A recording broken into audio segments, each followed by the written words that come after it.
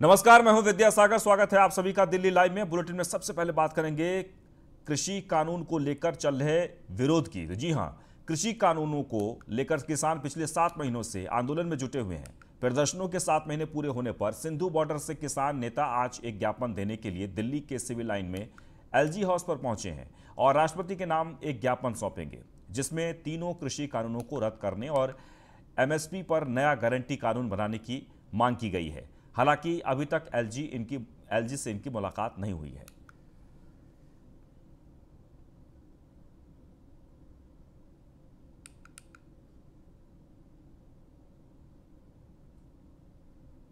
गाड़ी में देने के लिए तो फिर हम कोरियर कर देते, आ जाता, स्पीड पोस्ट से भेज देते। जी। हम एलजी महोदय को सौंपने आए थे, वो सचिव साहब आए, फिर वो कह रहे थे मुझे दे जाओ। मैंने कहा आपको देने का कागज होगा तो निश्चित तौर पे आपको ही दे के जाएंगे। जी। एक बहुत महत्वपूर्ण मुद्दा है, किसानों से जुड़ी हुई एक समस्या। जी। और मतलब इतने महत्वपूर्ण मुद्दे पे हम चाहेंगे कि एलजी साहब को सौंपें, ऐसा। और ये कहता भी है, कायदा भी कहता। तो शायद हमने निवेदन किया कि जाके एलजी साहब को कहो, किसान के लिए 1 मिनट तो होगी उनके पास। मैं अयोध्या में राम मंदिर जमीन मामले में आम आदमी पार्टी के राज्यसभा सांसद संजय सिंह ने प्रेस कॉन्फ्रेंस कर ट्रस्ट की जमीन में भ्रष्टाचार का आरोप लगाया था, जिसके बाद इस मामले ने और तूल पकड़ लिया है। वहीं अब सांसद संजय सिंह ने आरएसएस प्रमुख मोहन भागवत को पत्र लिखकर उनसे मिलने का समय मांगा है और लिखे गए इस पत्र में अयोध्या में जारी राम मंदिर निर्माण में व्यापक स्तर पर घोटाले की बात कही गई है। साथ ही उन्होंने कहा कि एक कागज दिखाना चाहता हूं। मेयर के रिश्तेदार रवि मोहन तिवारी ने 19 अप्रैल को 10 करोड़ की जमीन खरीदी है और ये जमीन लागत से कम मूल्य में खरीदी गई और इसमें पार्टनर हैं सुल्तान अंसारी, कुसुम पाठक, हरीश पाठक है। ये सब उनके पार्टनर हैं। पिछले कई दिनों से लगातार एक नहीं कई साक्ष्य आप लोगों के सामने कर चुका हूं कि किस तरीके से बीजेपी वालों ने प्रभु श्री राम के मंदिर के जमीन में घोटाला और भ्रष्टाचार करके करोड़ों रुपए भ्रष्टाचार किया और पिछले 1.5 साल से अगर प्रभु श्री राम का मंदिर अयोध्या में नहीं बन पा रहा है, अगर श्री राम मंदिर का काम रुका हुआ है, तो उसके लिए कोई और नहीं, बीजेपी वाले जिम्मेदार हैं। उनकी चंदा चोरी जिम्मेदार है। उनकी नियत प्रभु श्री राम का मंदिर बनाने में नहीं बल्कि चंदा चोरी में। वह दिल्ली के डिप्टी सीएम मनीष सिसोदिया लगातार दिल्ली सरकार के स्कूलों का जायजा ले रहे हैं। आज चौथे दिन भी उन्होंने कई स्कूलों का दौरा कर वहां जारी निर्माण गतिविधियों का जायजा लिया। GGSSS कोहाट इनक्लेव का दौरा कर वहां के अधिकारियों को एक स्पोर्ट्स कॉम्प्लेक्स बनाने के निर्देश दिए और जल्द से जल्द स्पोर्ट्स कॉम्प्लेक्स का डिजाइन तैयार करने का भी आदेश दिया गया है और इस स्पोर्ट्स कॉम्प्लेक्स में स्विमिंग पूल, टेनिस कोर्ट और बैडमिंटन कोर्ट बनाए जाएंगे, जिसका उपयोग स्कूल में पढ़ने वाले विद्यार्थियों के साथ साथ आसपास के इलाकों के बच्चे भी कर पाएंगे।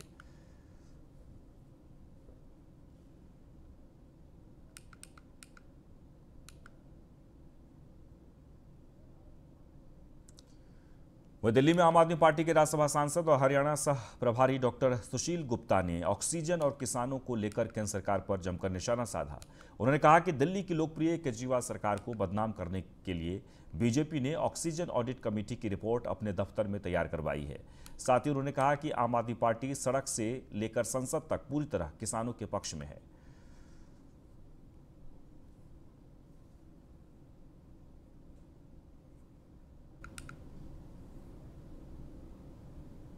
बीजेपी का पर्यायवाची हो गया, बहुत झूठी पार्टी। ऑक्सीजन से कमी से पूरे देश के अंदर लोग गुजरे।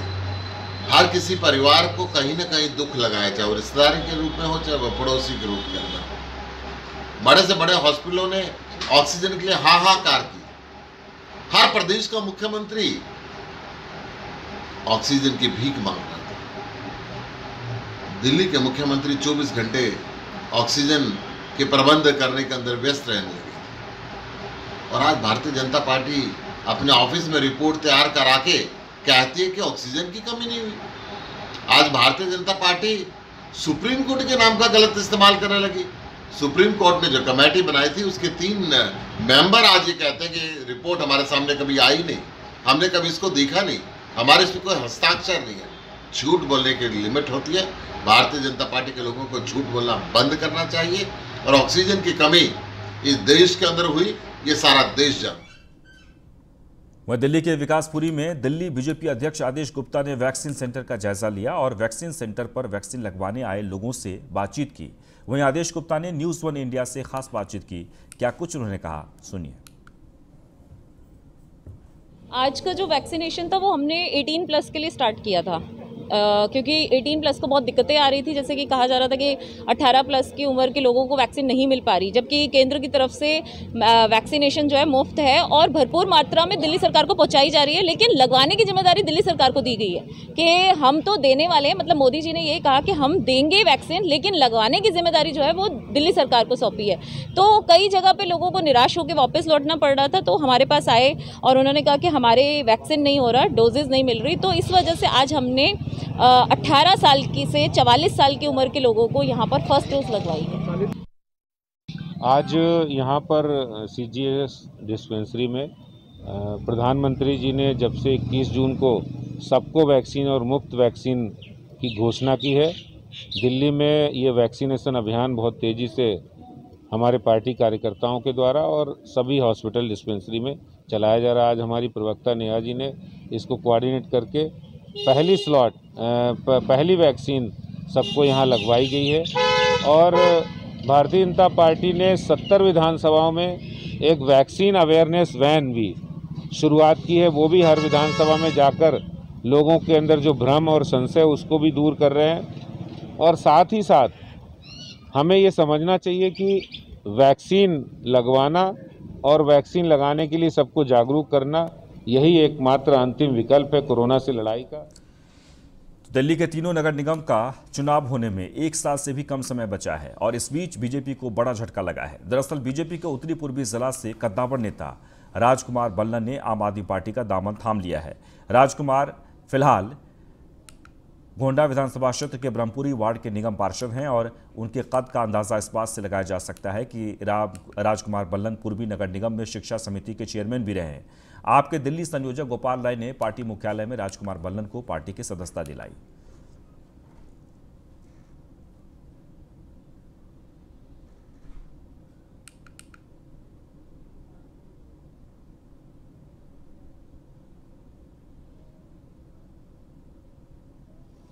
शुक्रिया।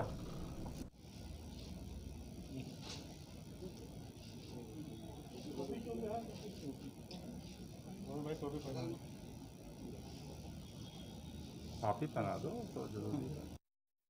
किसान मोर्चा के प्रदेश अध्यक्ष की जिम्मेदारी का 4 बार निर्वहन करने के साथ साथ मयूर विहार जिला के प्रभारी रहे,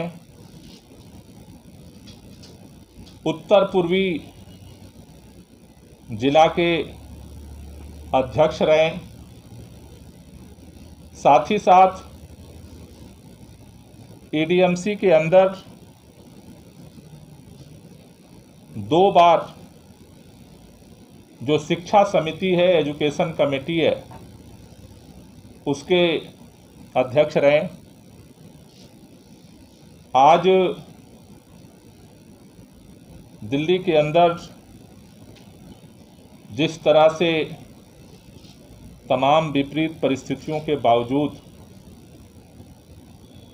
सरकार काम कर रही है,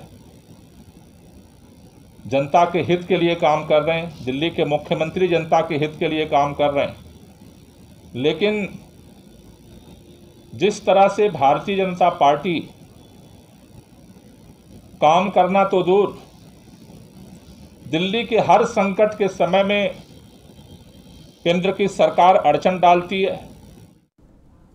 दिल्ली के कंझावला थाना इलाके में बेखौफ बदमाशों का कहर देखने को मिला है, जहां बदमाशों ने रंगदारी को लेकर एक शोरूम में ताबड़तोड़ फायरिंग की।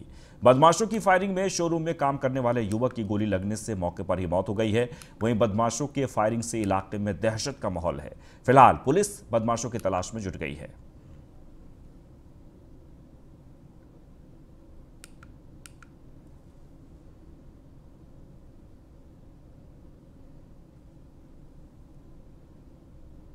तो बेखौफ बदमाशों का कहर देखने को मिला है, जहां पर रंगदारी को लेकर शोरूम में ताबड़तोड़ फायरिंग की गई। इस फायरिंग में एक शख्स की मौत हो गई है, दुकान यानी शोरूम में काम करने वाले कर्मचारी की मौत हो गई।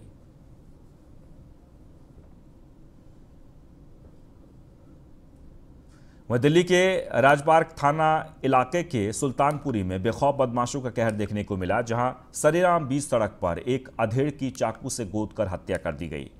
वारदात के बाद देर रात तक सीमा विवाद में सुल्तानपुरी और राजपार्क थाना की पुलिस उलझी रही। इस दौरान अधेड़ के अस्पताल में इलाज के दौरान मौत हो गई। फिलहाल पुलिस आगे की कार्रवाई में जुटी हुई है। बदमाशों ने पुलिस चेक पोस्ट से महज चंद कदमों की दूरी पर वारदात को अंजाम दिया है। बता दें कि पिछले 24 घंटों में राजधानी दिल्ली में 4 हत्या, 2 हत्या के प्रयास और 3 लूट की बड़ी वारदात को अंजाम दिया गया है और ज्यादातर मामलों में पुलिस के हाथ खाली हैं।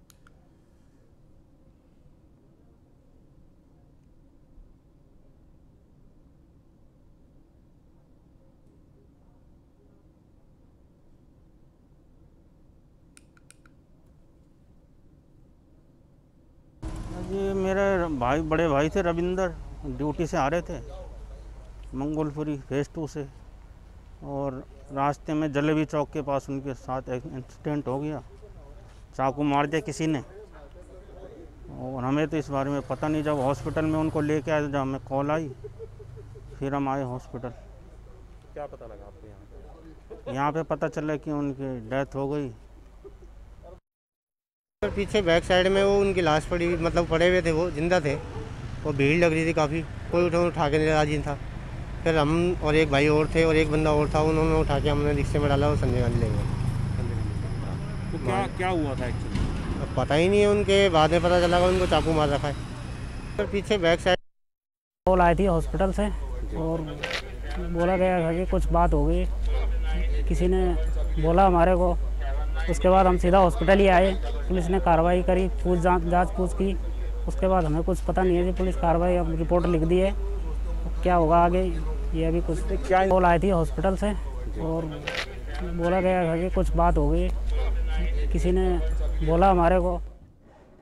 वह दिल्ली के प्रीतमपुरा इलाके में बीजेपी नेता के स्कूल में काम करने वाले एक शिक्षक ने आर्थिक तंगी के चलते घर में फांसी लगाकर खुदकुशी कर ली है। वहीं मृतक की पत्नी की माने तो मृतक तनुप जौहर एक नामी स्कूल में ताइक्वांडो के ट्रेनर था और उसके पति को पिछले साल के लॉकडाउन से ही सैलरी न मिलने के कारण परेशान था, जिसके चलते उन्होंने अपनी जीवन लीला समाप्त कर ली है। साथ ही मृतक की पत्नी ने आरोप लगाया कि ये स्कूल रिठाला विधानसभा से पूर्व विधायक और बीजेपी नेता कुलवंत राणा का होने से हमारी कोई सुनवाई नहीं हो रही है।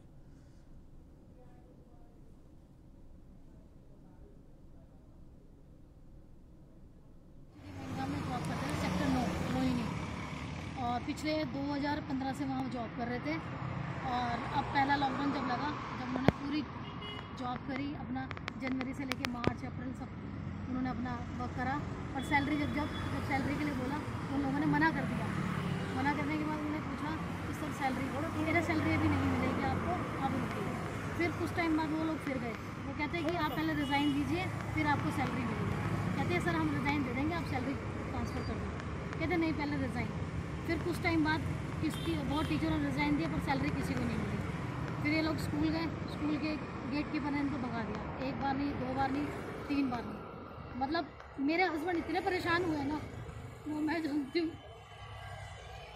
आप क्या चाहते हैं? आप मैं चाहती हूँ मेरे हस्बैंड को न्याय मिले, और जिनके नाम उन्होंने लेटर में लिखे हैं वो अरेस्ट हुए। उनकी वाइफ, उसका हस्बैंड, उनका बेटा कुलवंत राणा, अनीता राणा, कनव राणा।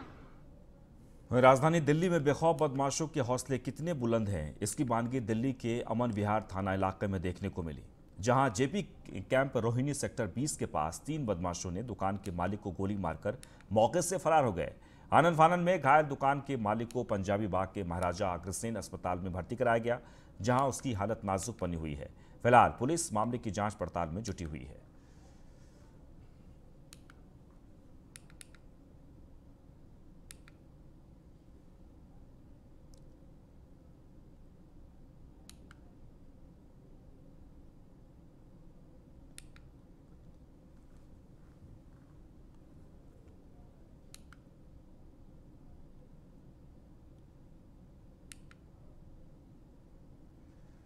वह दिल्ली के किराड़ी विधानसभा में टूटी सड़कों, गंदे नाले और बदहाल गलियों को लेकर स्थानीय लोगों में खासा रोष है।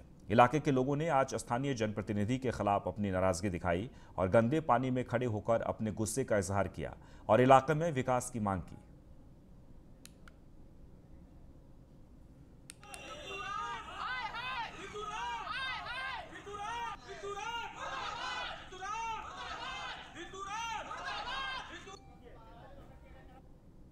इस वक्त हम मौजूद हैं राजधानी दिल्ली के किराड़ी विधानसभा में, जहां पे आप देख सकते हैं कि हमारे पीछे किस तरह से जन सुविधाएं जो हैं समस्याओं में तब्दील हो चुकी हैं, जो कि किराड़ी की जनता यहां पे काफ़ी आक्रोश में है और काफ़ी परेशानी से इन समस्याओं से जूझ रही है।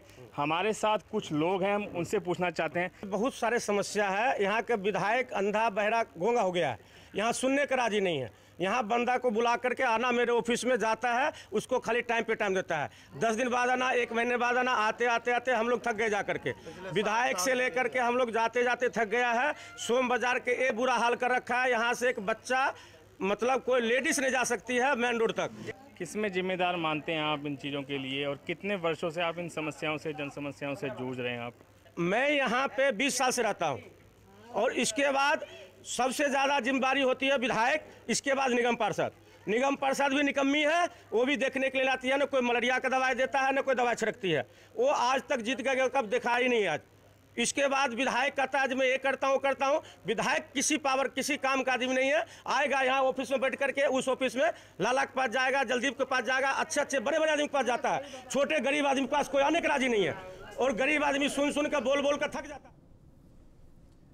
और इसी के साथ ही इस बुलेटिन में बस इतना ही, लेकिन आप बने रहें न्यूज़ 1 इंडिया के साथ। नमस्कार।